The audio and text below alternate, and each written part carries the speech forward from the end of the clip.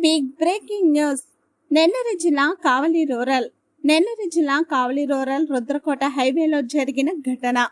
ద్విచక్ర వాహనంపై ప్రయాణిస్తున్న వారిపై దూసుకెళ్లిన డెలివరీ కంపెనీకి చెందిన కంటైనర్.